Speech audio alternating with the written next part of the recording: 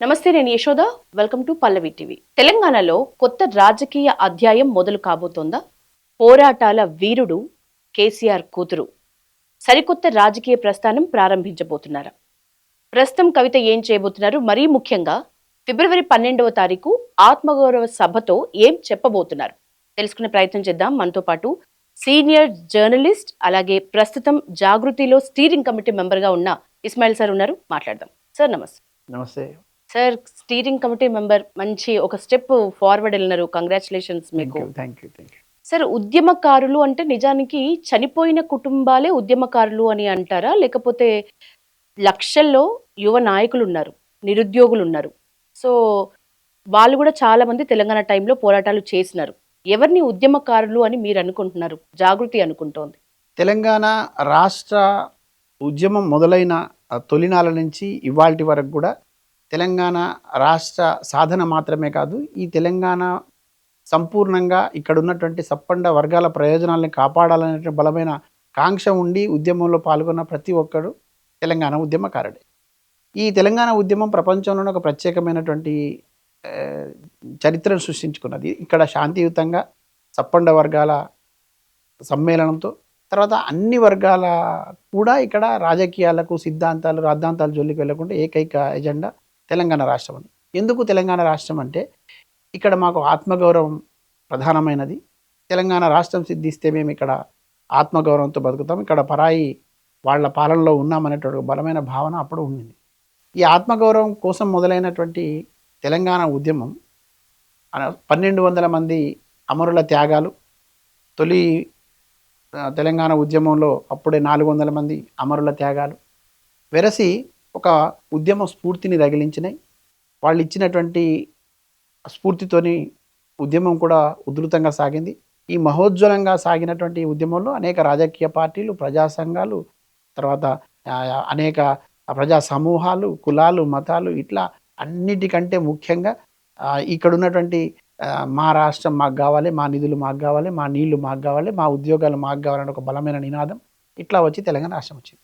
అయితే ఇక్కడ ఉద్యమకారులు ఎవరు అనేటటువంటి ప్రశ్న ఇప్పుడున్నటువంటి పార్టీలు, అధికారంలో ఉన్నటువంటి ప్రభుత్వాలు వాళ్ళు కూడా ఇట్లా మాట్లాడుతూ ఉంటే, ఏ ఆత్మగౌరవం కోసం అయితే ఈ ఉద్యమం చేసి రాష్ట్రం తెచ్చుకున్నామో అదే ఆత్మగౌరవం మీద దెబ్బ కొడుతున్నట్టుగా ఇక్కడ ఉన్నటువంటి ప్రతి పౌరుడు కూడా ఫీల్ అవుతా ఉన్నాడు. ఎందుకు నేను ఈ మాట అంటున్నానంటే, తెలంగాణ రాష్ట్రం వస్తే మాకు ప్రయోజనం జరుగుద్ది, ఆత్మగౌరవం నిలబడుతుందని ముందు వరుసలో నిలబడి కొట్లాడినటువంటి వాళ్ళను కూడా మీరు ఎట్లా తెలంగాణ ఉద్యమకారులు అవుతారు, మా రాజకీయ పార్టీలో ఉన్న వాళ్ళు మాత్రమే ఉద్యమకారులు అవుతారు, లేకపోతే మా పార్టీ ద్వారానే రాష్ట్రం వచ్చిందని చెప్పుకునే పరిస్థితి ఇవాళ కొన్ని రాజకీయ పార్టీలు చేస్తూ ఉన్నాయి, కొంతమంది నాయకులు చేస్తూ ఉన్నారు. ఇది చాలా దురదృష్టకరం. ఇది అహంకారపూరితమైనటువంటి మాటలు అంటాను నేను. ఏ ఆత్మగౌరవం అయితే దక్కలేదు, ఏ ఆత్మగౌరవం మీద దెబ్బ కొట్టినారో ఆ ఆత్మగౌరవం మీద దెబ్బ కొట్టిన వాళ్లకు 10 ఏళ్ళు అధికారంలో ఉన్నప్పటికి కూడా ఇక మా వల్ల కాదు మిమ్మల్ని భరించటం అనేటటువంటి పరిస్థితికి వచ్చి తీర్పునిచ్చి ప్రజలు మళ్ళీ ఒకసారి కొత్తదనాన్ని చూసే ప్రయత్నం చేసినారు. ఎందుకంటే హామీలకు తొలగినారా, లేదంటే వాళ్ళు ఇచ్చినటువంటి వాగ్దానాలను నమ్మినారా, మొత్తం మీద ఈ వచ్చినటువంటి ప్రభుత్వం కూడా అదే పని చేస్తూ ఉన్నది. మేనిఫెస్టోలో పెట్టినారు. ఇప్పుడున్నటువంటి ప్రభుత్వం, అధికారంలోకి వచ్చినటువంటి రేవంత్ రెడ్డి ప్రభుత్వం స్పష్టంగా ఉద్యమకారుల ఆకాంక్షలు నెరవేరుస్తాం, అమరవీరుల కుటుంబాలను ఆదుకుంటాం, గౌరవిస్తాం, వాళ్లకు జూన్ 2వ తారీఖు నాడు వాళ్ళ కుటుంబాలని గౌరవించుకుంటాం, తర్వాత వాళ్ళకు కుటుంబంలో ఉద్యోగం ఇస్తాం, సొంత ఇల్లు ఇస్తాం, పెన్షన్ ఇస్తాం, వాళ్ళ ఆత్మగౌరవం నిలబెడతాం అనేటటువంటి మాట చెప్పినారు. ఇక ఉద్యమంలో పాల్గొన్నటువంటి ఉద్యమకారులకు సంబంధించి అయితే 250 గజాల స్థలం ఇస్తాం, పెన్షన్ ఇస్తాం, తర్వాత ఉద్యోగాలలో వాళ్ళకు రిజర్వేషన్ ఇస్తాం, తర్వాత ఈ హెల్త్ కార్డులు ఇస్తాం, విద్యా ఉద్యోగ అవకాశాల్లో ప్రాధాన్యత ఇస్తామని చెప్పి అధికారంలోకి వచ్చినాయి.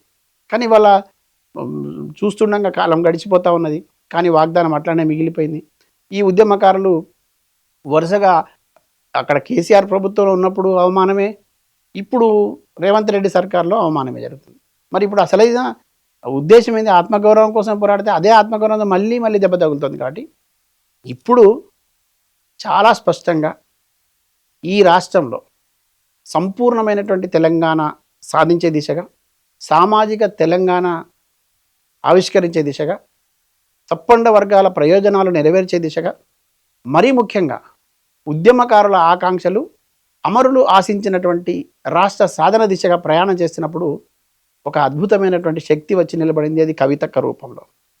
ఉద్యమ సమయం నుంచి ఇవాళ వరకు కూడా అలుపెరగని పోరు సలిపినటువంటి ఒక పోరు శివంగి కవితక్క ఇవాళ ఏ ఆత్మగౌరవాన్ని అయితే కోల్పోయినామో, ఏ ఆత్మగౌరవం కోసము ఉద్యమించి అదే సందర్భం లోపల ఆత్మగౌరవం కోసం ఇప్పుడు మళ్ళీ ఇబ్బంది పడుతున్నాము, ఈ సమస్యను పరిష్కరించడం ప్రధానమైనటువంటి ధ్యేయంగా, తర్వాత అసలు ఉద్యమకారులను గుర్తించడం, ఉద్యమకారుల ఆకాంక్షలను గుర్తించడం, ఉద్యమకారుల ప్రయోజనాలను నెరవేర్చడం, మరి ముఖ్యంగా అమరుల త్యాగాల పునాదుల మీద ఏర్పడ్డ ఈ తెలంగాణలో సామాజిక తెలంగాణను ఏర్పాటు చేయడం అనేది ప్రధాన లక్ష్యంగా కవితక్క ఇవాళ ఆలోచించి ఈ నెల 12న ఆర్టీసీ కళ్యాణ మండపంలో హైదరాబాద్ నగరంలో వేలాది మందితోని తెలంగాణ ఉద్యమకారుల సంఘాల సమన్వయంతో జాగృతి కూడా కలిసి సంయుక్తంగా ఉద్యమకారుల ఆత్మగౌరవ సభ నిర్వహిస్తా ఉన్నాం.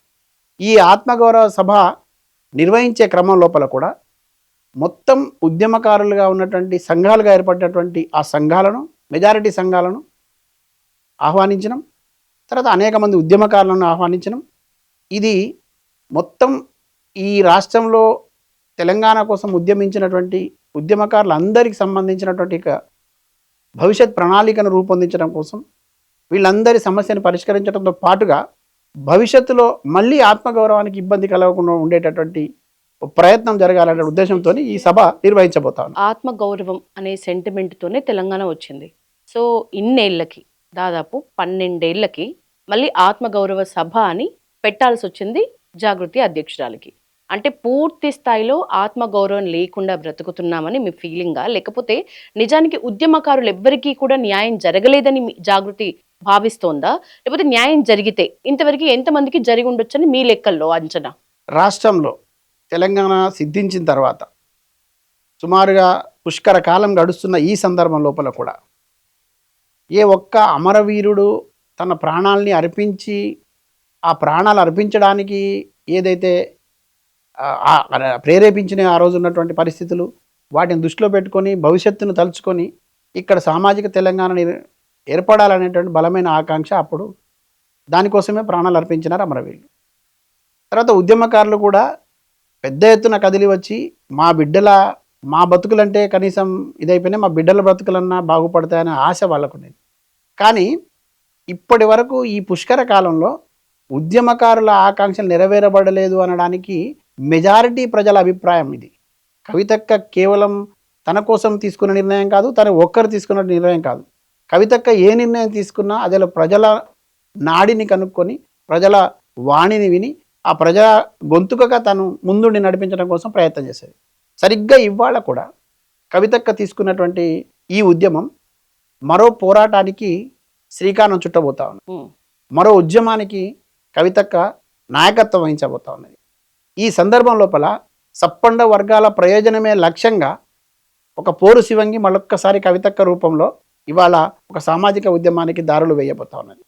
ఈ సందర్భం లోపలనే అనేక అపోహలు, అనుమానాలు, సందేహాలు కలగజేస్తున్న వాళ్ళకి నేనేం చెప్తానంటే, రాజకీయ పార్టీలు, ఆ రాజకీయ పార్టీల ద్వారా అధికారం రావాలనుకున్న వాళ్ళు, అధికారంలోకి వచ్చిన వాళ్ళు ఆడిన నాటకంలో పావులుగా మిగిలిన ఉద్యమకారులారా, ఇప్పుడు జరుగుతున్నటువంటి సామాజిక తెలంగాణ ఉద్యమానికి సంబంధించి సంపూర్ణ మద్దతు తెలియజేయడానికి మీరు మరొక్కసారి సిద్ధం కమ్మండి నేను పిలుపునిస్తా ఉన్నాను. నేను ఒక ఉద్యమకారుడిగా, ఈ ప్రాంత బిడ్డగా, ఇవాళ కవితక్క నాయకత్వాన్ని బలపరుస్తూ ముందుకు సాగుతున్నవాడిగా ఒక బలమైన విశ్వాసాన్ని వ్యక్తం చేస్తున్నా. నాకు తెలిసి ఈ దేశంలో స్వాతంత్ర ఉద్యమం సాగినప్పుడు ఎట్లానైతే అతివాదులు, మితవాదులుగా ఉన్నటువంటి వర్గాలు కూడా లక్ష్యం మాత్రం తెలంగాణ స్వాతంత్రం సాధించడం అన్నట్టుగా ఇక్కడ కూడా తెలంగాణ అనేక రూపాల్లో అనేక రకాలుగా ఉద్యమాలు సాగినాయి. అనేక ప్రజా సంఘాలు ముందుండి నడిపినాయి. కానీ అటు ప్రభుత్వంలో భాగస్వామ్యం కాలేదు, ఇటు రాజకీయంలో భాగస్వామ్యం కాలేదు, చివరికి ఈ రాజ్యాధికారంలో భాగస్వామ్యం కూడా కాలేదు. కానీ ప్రజలు మెజారిటీగా ఎందుకు భాగస్వాములైనారంటే ఆ ప్రజా ప్రయోజనాలు నెరవేరబడాలని, వాళ్ళ ప్రయోజనాలు.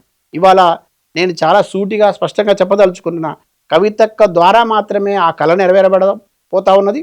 కవితక్క నాయకత్వంలో జరిగేటటువంటి ఈ ఆత్మగౌరవ సభ తీసుకునే నిర్ణయాలు, నిర్ణయించేటటువంటి భవిష్యత్ ప్రణాళిక ఒక రూట్ మ్యాప్ని ఇవ్వబోతా ఉన్నది. ఈ రూట్ మ్యాప్ మొత్తం కూడా క్షేత్రస్థాయి దాకా కూడా ప్రతి ఒక్క ఉద్యమకారుడిని సంతృప్తిపరుస్తుంది, ప్రతి పేద బిడ్డని సంతృప్తిపరుస్తుంది. మళ్ళీ ఒకసారి ఆత్మగౌరవంతో నిలబడి కలబడడానికి సంబంధించినటువంటి ఒక మహత్తరమైనటువంటి ఉద్యమానికి ఇక్కడ పునాది పడుతుంది. సార్, ఉద్యమకారులు కూడా పార్టీలుగా విడిపోయినరో నేనంట. పొట్ట తెరువు కోసం, బతుకు తెరువు కోసం ఇన్నేళ్ల కాలంలో ఎవరికి వాళ్ళు పార్టీలుగా విడిపోయినరు అంట. ఎట్లా కలుపుకుందాం అనుకుంటున్నారు? అసలు నిజానికి ఆ ఐకమత్యం వస్తుందా? మీ సభలో కనిపిస్తుందా? ఎవరిని కలుపుకుపోదామని ఎవరెవరికి పిలుపునిచ్చినారు? ఇక్కడ మనం ఆలోచించాల్సింది రాజ్యాధికారం కోసం, ఈ రాజ్యంలో భాగం కోసం, రాజకీయాల కోసం ముందుండి నడిచేటటువంటి శక్తులు కొన్ని ఉంటాయి. వాళ్ళ ఆలోచనలు, వాళ్ళ భావాలు, వాళ్ళు ఎంచుకున్న మార్గం ద్వారా ఇక్కడ ప్రజలకు ప్రయోజనం చేయాలనే భావన వాళ్ళకు ఉంటుంది. ఆ మార్గాన్ని ఎంచుకున్నటువంటి వాళ్ళు ఆ పని చేసే ప్రయత్నం చేస్తారు. దురదృష్టం ఏమిటంటే ఎవరైతే ఉన్నతమైనటువంటి ఆశయాలు కలిగి బలమైనటువంటి స్ఫూర్తిదాయకమైనటువంటి మార్గంలో ప్రయాణం చేసి జీవితాల్ని త్యాగం చేసినటువంటి అనేక మంది మహోన్నత వ్యక్తుల స్ఫూర్తితోని ముందుకొచ్చి వాళ్ళ ఆశయ సాధన కోసం ముందుకు పోయే క్రమం లోపల సప్పండ వర్గాల ప్రయోజనం సాధించడం కోసం, మరీ ముఖ్యంగా ఇక్కడ పీడించబడుతున్నటువంటి వర్గాల ప్రయోజనం కోసం నిలబడేటువంటి వాళ్లకు ఇవాళ ఆత్మగౌరవంగా నిలబడేటువంటి పరిస్థితి ఇక్కడ ఉన్నటువంటి రాజకీయ పార్టీలు ఇవ్వడం లేదు, ప్రభుత్వాలు ఇవ్వడం లేదు. నిజమైనటువంటి ప్రజా గొంతుకులకు ఇక్కడ స్థానం లేదు. కాబట్టే ఇవాళ కొంత ఏమంటారు, ప్రజల మధ్యన కానీ, ఉద్యమకారుల మధ్యలో కానీ, ఇక్కడ ఉన్నటువంటి రాజకీయ పార్టీల మధ్య కానీ ఒక ఘర్షణ వాతావరణం ఉన్నది. ఇది ఈ గ్యాప్ను మొత్తం దూరం చేయాలి. మళ్ళీ ఒకసారి ప్రజా ప్రయోజనమే ధ్యేయంగా జరిగే ఉద్యమాన్ని ముందుకు తీసుకుపోవాలంటే ఇక్కడ ఉన్నటువంటి వాళ్లకు ఒక ఉదారమైనటువంటి స్వభావం ఉండాలి, సుదీర్ఘమైనటువంటి లక్ష్యం కలిగి ఉండాలి. ఈ మార్గాన్ని నిర్దేశించేటటువంటి శక్తివంతమైనటువంటి ఆలోచన కలిగినటువంటి నాయకత్వం కావాలి. ఇక్కడ ఇవాళ ఈ తెలంగాణ రాష్ట్రంలో మొత్తం పుష్కర కాలంగా దగ్గర నుంచి మీరు, నేను, మనలాంటి వాళ్ళని చాలామంది చూస్తూ వస్తున్నాం. కానీ ఇది ఎక్కడి దాకా వెళ్ళిందంటే కేవలం అధికారమే పరమావధిగా సాగినటువంటి పరిస్థితి మనకు కనపడుతుంది. కొంతమంది వాళ్ళ అడుగులకు మడుగులొత్తిన వాళ్ళు, అనుమాయులుగా ఉన్నవాళ్ళు, చెప్పు చేతల్లో ఉండేవాళ్ళు, కులాల పేరుటో మతాల పేరుటో సందర్భం వచ్చినప్పుడు చిచ్చులు రేపే వాళ్ళే ఇవాళ అధికారాన్ని చెలాయించినారు. కానీ నిజమైన ప్రజాగొంతుకులకు మెజారిటీగా స్థానం దక్కలేదు. నేను బలమైనటువంటి విశ్వాసం ఎందుకు వ్యక్తం చేస్తున్నానంటే సుదీర్ఘకాలంగా నేను కవితక్కను అనుసరిస్తూ వస్తున్నా, గమనిస్తూ వస్తున్నా, ఆమె ఆలోచనలకు అనుగుణంగా ముందుకు పోయేటప్పుడు ఆమె తీసుకునే నిర్ణయాలు కూడా చూస్తూ వస్తున్నా. ఇది ఒక ప్రత్యేక సందర్భం. ఇది మరో పోరాటానికి సిద్ధమవుతున్నటువంటి సందర్భం. ఎప్పుడు ప్రజల వైపు నిలబడి ఆలోచించే మనలాంటి వాళ్ళు, ప్రజల గొంతుకగా ఉన్నటువంటి మనలాంటి అనేక మంది శక్తులు ఇవాళ కవితక్క వెంట నడవడానికి సిద్ధపడతా ఉన్నాయి. ఎందుకు అనంటే ఒక విశ్వాసం, ఒక నమ్మకం, ఒక ధైర్యం. ఒక నిర్ణయం తీసుకుంటే ఎంత కష్టం వచ్చినా వెనకడుగు వేయకుండా ముందుకు సాగుద్ది కవితక్క అనేటువంటి ఒక భరోసా ఇవాళ ఈ తెలంగాణ ప్రజల్లో ఉన్నది. ఉద్యమకారుల్లో కూడా ఈ సందర్భంగా చెప్తా ఉన్నా నేను, మొత్తంగా ఒక 12 నుంచి 14 సంఘాలు తెలంగాణ ఉద్యమకారులకు సంబంధించిన సంఘాలు ఇక్కడ ఏర్పడినాయి. ఇప్పుడు ప్రస్తుతం ఈ 10 ఏళ్లలో మాకు అన్యాయం జరిగింది, ఈ రేవంత్ రెడ్డి సర్కార్ ఇచ్చినటువంటి వాగ్దానాలు నెరవేర్చలేదనేటువంటి ఆందోళనతో నిరసన తెలియజేయడం కోసం ఏర్పాటు చేశారు. ఇవాళ వాళ్ళందరూ వివిధ రూపాల్లో వివిధ రకాలుగా సందర్భాలు వచ్చినప్పుడల్లా వాళ్ళు వేరు వేరు వేదికల ద్వారా పనిచేస్తూ ఉన్నారు. కానీ ఒక గొప్ప విషయం ఏంటంటే ఇవాళ కవితక్క దగ్గర, జాగృతి దగ్గర 12 ఉద్యమకారుల సంఘాలు కలిసి పనిచేయడానికి సిద్ధమై వచ్చినాయి.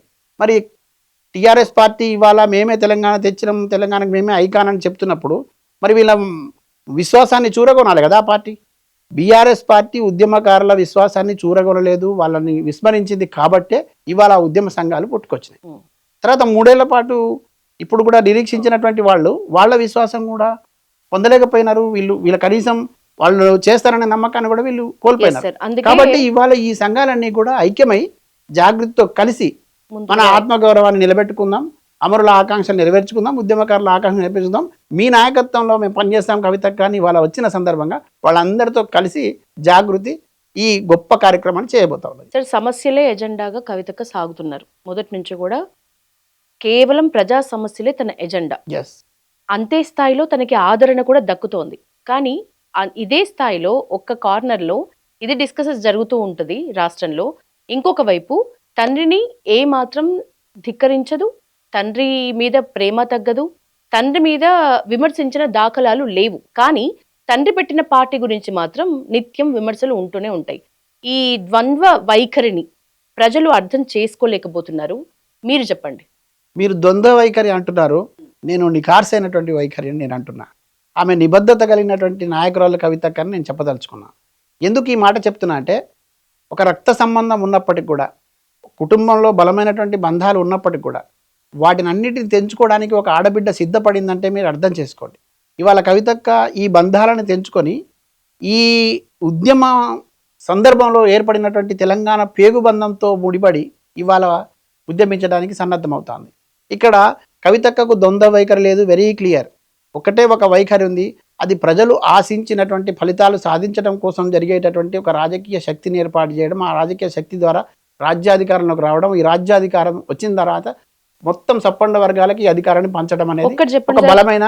తండ్రి పెట్టిన పార్టీని ధిక్కరిస్తూ మాట్లాడితే తండ్రిని ధిక్కరించినట్లు అవుతుందా కాదా? తండ్రే కాదండి, మనం కొన్ని సందర్భాల్లో మీకు గతంలో కూడా చెప్పిన, మళ్ళీ చెప్తున్నా, ఎవడబ్బ సొమ్మని కులుకుతూ తిరిగేవు రామచంద్ర అని పాట ఎవరు రామదాస్ పాడతాడు. ఆయనను ధిక్కరించినట్ట, ఆయనను అవమానించినట్ట.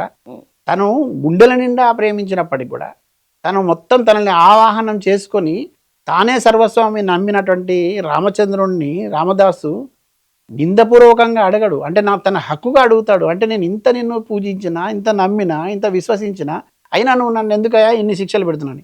కన్న తండ్రి కూడా ఈ సమాజం కోసం నిలబడతామని వచ్చిన కుటుంబం కదా, ఈ సమాజం దిశని మారుస్తాం అనుకున్నాం కదా, ఇక్కడ ఉన్నట్టు బ్రతుకులు మారుస్తాం అనుకున్నాం కదా, ఇక్కడ ఆత్మగౌరవాన్ని నిలబెడతాం అనుకున్నాం కదా, ఈ ఆత్మగౌరవాన్ని నిలబెట్టలేకపోతున్నాం, ఆకాంక్షలను నెరవేర్చలేకపోతున్నాం, ఇక్కడ రాజకీయాలు మాత్రమే జరుగుతున్నాయి, రాజకీయ ప్రయోజనం కోసమే కొన్ని వర్గాలు వచ్చి మీ పంచన చేరుతా ఉన్నాయి.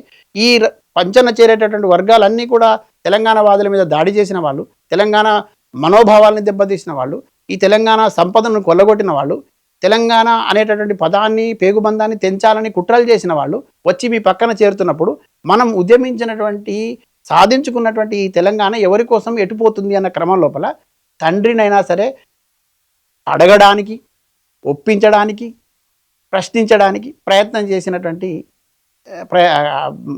ప్రయత్నం చేసింది కవితక్క. అయితే ఇది ధిక్కరించినట్టు కాదు. సందర్భం వచ్చినప్పుడు నిలబడకపోతే, ప్రజల వైపు నిలబడకపోతే, ఆశించిన ఫలితాలు సాధించడానికి అనే పట్టుదల ఉన్నటువంటి ఒక నాయకురాలు ఆ ప్రయత్నం చేయకపోతే దోషిగా ప్రజల ముందు నిలబడుతుంది కదా. ఇప్పుడు ఇంత తీసుకొచ్చినటువంటి అని చెప్తున్నటువంటి నాయకుడు ప్రజల ముందు దోషిగా నిలబడతా ఉంటే తను కదా తల్లడిల్లేది, తను కదా తన కడుపులో పుట్టిన బిడ్డ కదా. అయినా కూడా అదే ప్రయత్నం చేసుకుంటూ పోయినప్పుడు ఎట్టి పరిస్థితుల్లో అవసరమైతే తండ్రిని వదులుకుంటా, తల్లిని వదులుకుంటా, కుటుంబాన్ని వదులుకుంటా, కానీ ఇంత పెద్ద సమాజాన్ని నేను వదులుకోలేను, ఈ సమాజ ప్రయోజనాలు కాపాడడం కోసం నేను అవసరమైతే కఠినమైన నిర్ణయం తీసుకుంటానని వచ్చింది. ఇవాళ పోరాటం చేస్తూ ఉంది, ప్రజల మన్ననలు కూడగట్టింది, ప్రజల మధ్య ఉన్నది. ఆ నిర్ణయంలో భాగంగా పూర్తి స్థాయిలో కవితక్క పార్టీ ఎప్పుడు వస్తుంది సార్? మీ పార్టీ గురించి కానీ, రాబోయే పార్టీ ఎన్ని రోజుల్లో? అలాగే ఇప్పుడు ఒక గుర్తు ఉంది, అది సింహం గుర్తు.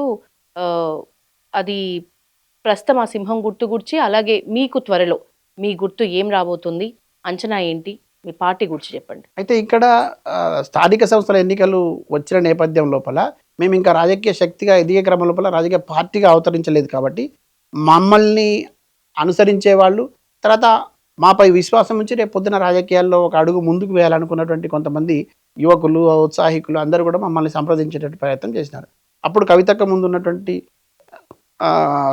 అవకాశం ఏమిటంటే, ఈ ఎన్నికల్లో కనుక పోటీ చేయకపోతే మళ్ళీ ఒక 5 ఏళ్ల పాటు వెయిట్ చేయాల్సి ఉంటుంది అనే ఒక బలమైనటువంటి డిమాండ్ వచ్చిన నేపథ్యంలో మాతో కలిసి పనిచేయడానికి ఇష్టపడుతున్నటువంటి, భావసారూప్యత కలిగినటువంటి, తర్వాత ప్రగతిశీల భావజాలం కలిగినటువంటి కొన్ని శక్తుల్ని కలుపుకొని ముందుకు పోవాలని ఎట్లాగా అనుకుంటున్నాం రేపు భవిష్యత్తులో కూడా. కాబట్టి అట్లాంటి మాకు ఆలోచనలు దగ్గరగా ఉన్నటువంటి ఫార్వర్డ్ బ్లాక్కి సంబంధించిన రాజకీయ పార్టీ మాతో కలిసి పనిచేయడానికి సిద్ధపడింది. ఆ క్రమం లోపల ఎట్లాగో వాళ్ళకు ఒక సింహం గుర్తున్నది కాబట్టి చాలా చోట్ల తెలంగాణ జాగృతి బలపరిచినటువంటి అభ్యర్థులు సింహం గుర్తు పైన పోటీ చేస్తూ ఉన్నారు. ఇవాళ చాలామంది గెలవబోతూ ఉన్నారు. మాకు గెలుపు ఓటముల కంటే కూడా ఈ ఎన్నికల్లో మాకున్నటువంటి ఔత్సాహికులందరికీ కూడా ఒక రకమైనటువంటి ఏమంటారు చిన్న ప్రయత్నం చేస్తూ ఉన్నాం. అంటే రిహార్సల్స్ లాగా ఒక పనికి వస్తుంది. అంటే రేపు ఎన్నికలకు వెళ్ళడానికి, రేపు నాయకులకు ఎదగడానికి, ప్రజల్లో నాడిని కనుక్కోవడానికి, అసలు రాజకీయాలు ఎట్లా ఉంటాయి, ఎన్నికల ప్రక్రియ ఎట్లా ఉంటుంది, ఓటర్ నాడి ఎట్లా ఉంటుంది, రాజకీయ పార్టీలు ఏ రకమైన వ్యూహాలను అనుసరిస్తాయి, మనం ఈ వ్యూహాల నుంచి ఎట్లా ఎదగాలంటే ఒక ట్రైనింగ్ టైప్లో ఉపయోగపడుతున్న ప్రయత్నంలో కవితక్క ఒక మంచి గుర్తును ఎంచుకొని ఇవ్వడం జరిగింది. ఇక రెండవది మీరు అడిగింది మా రాజకీయ పార్టీకి సంబంధించి. మీరు మాత్రమే కాదు, ఈ రాష్ట్రంలో అన్ని రాజకీయ పార్టీలతో పాటు ఇక్కడ ఉన్నటువంటి చాలామంది ప్రజలు చాలా ఆసక్తిగా ఎదురు చూస్తూ ఉన్నారు. వాళ్ళందరికీ తప్పకుండా మంచి తీపి కబురు త్వరలో రాబోతూ ఉన్నది. మరో 2 నెలల వ్యవధిలో అద్భుతమైనటువంటి లక్ష్యాలు కలిగినటువంటి గొప్ప ఆశయం కలిగినటువంటి ఒక రాజకీయ పార్టీ తెలంగాణ యవనికపై పురుడు పోసుకుంటుంది. అది కవితక్క నాయకత్వంలో ముందుకు వస్తుంది. ఈ దేశం గర్వించదగినటువంటి ఒక రాజకీయ శక్తి ఎట్లా ఉండాలనేటువంటిది చూపించబోతుంది. ఈ ప్రాంతం మొత్తం కూడా సస్యశ్యామలం చేయడానికి, అమరుల ఆకాంక్ష నెరవేర్చడానికి, ఉద్యమకారుల ఆకాంక్ష నెరవేర్చడానికి, సప్పండ వర్గాల ప్రజలకు భేదభావం లేకుండా, వైషమ్యాలు లేకుండా అందరూ కూడా సమిష్టి నిర్ణయాలతో తీసుకునేటటువంటి ఆ నిర్ణయాలన్నీ కూడా అమలయ్యేటటువంటి ఒక ప్రభుత్వం నడిపేటటువంటి పరిస్థితి ఈ కవితక్క నాయకత్వంలో రాబోతా ఉంది. ఎస్ 2 days లో తెలంగాణ ఉద్యమకారుల ఆత్మగౌరవ సభ. సో ఈ సభ నేపథ్యంలో ఉద్యమకారులకు మీరు ఇచ్చే పిలుపు? తెలంగాణ రాష్ట్రం నీళ్లు, నిధులు, నియామకాలతో పాటు బలమైనటువంటి ఆకాంక్ష, ఆత్మగౌరవాన్ని నిలబెట్టుకోవాలని, పరాయి పాలన పోవాలని, ఈ పీడన విముక్తి కావాలని, స్వయం పాలన రావాలని, స్వయం శక్తితో ఎదగాలని, తర్వాత ఇక్కడ ఉన్నటువంటి వనరులను సంపదలను మనం సంరక్షించుకోవాలని, ఈ మన సంపదను మన బిడ్డల కోసం ఉపయోగించుకోవాలని ఏదైతే బలంగా కలలు కన్నామో ఆ కలలు నెరవేర్చడంలో మనం నమ్మినటువంటి ఉద్యమ శక్తులు కానీ పార్టీలు కానీ సఫలం కాలేదు. కాబట్టి ఇవాళ ఒక బలమైనటువంటి విశ్వాసంతో, ఉన్నతమైనటువంటి ఆశయంతో కవితక్క నేతృత్వంలో ఒక రాజకీయ శక్తి రాబోతున్న సందర్భం లోపల ఇవాళ తెలంగాణ జాగృతి మొత్తం ఉద్యమకారుల సమన్వయంతో నిర్వహించేటటువంటి ఈ ఉద్యమకారుల ఆత్మగౌరవ సభ ఒక గొప్ప సందేశం ఇవ్వబోతా ఉంది. మొత్తం ఈ రాష్ట్ర ప్రజలకు కూడా ఒక పోరు సందేశాన్ని ఇవ్వడానికి సిద్ధపడతా ఉన్నది. ఈ నేపథ్యంలో రాజకీయాల జోలికి వెళ్లకుండా, సిద్ధాంతాల జోలికి వెళ్లకుండా, కేవలం మన ఆత్మగౌరవంతో పాటు రేపటి మన బిడ్డల భవిష్యత్తును దృష్టిలో ఉంచుకొని కవితక్క నేతృత్వంలో నిర్వహించబడేటటువంటి ఈ సభ ద్వారా మొత్తం సప్పండ వర్గాల గొంతుకగా కవితక్క నిలబడబోతున్న ఈ సందర్భం లోపల బలమైనటువంటి విశ్వాసాన్ని ప్రకటించి అనవసరమైనటువంటి రాద్ధాంతాల జోలికి వెళ్లకుండా, ఇప్పటివరకు పుష్కరకాలంగా ఎదుర్కొన్నటువంటి అనేక అవమానాలను చూసిన వాళ్ళుగా ఇకపై సగర్వంగా తలెత్తుకొని నిలబడేటట్టుగా, తర్వాత ఇప్పుడున్నటువంటి పరిస్థితి నుంచి మెరుగ్గా ముందుకు పోవడం కోసం సాగబోయేటటువంటి ఒక మహత్తర ఉద్యమంలో భాగస్వాములు కావడానికి మొత్తం ఉద్యమకారులను, ఉద్యమకారుల కుటుంబాలను మేము ఆహ్వానిస్తాం. Thank you sir. ఆ సభ పూర్తి స్థాయిలో సక్సెస్ అవ్వాలి. మీరు కోరుకున్నంతలో మీరు ఎవరినైతే పిలుపునిచ్చారో వాళ్ళందరూ కూడా ఏకం కావాలని మా పల్లవి టీవీ కూడా మనస్ఫూర్తిగా కోరుకుంటుంది. మీ టైం ఇచ్చినందుకు థ్యాంక్ యూ.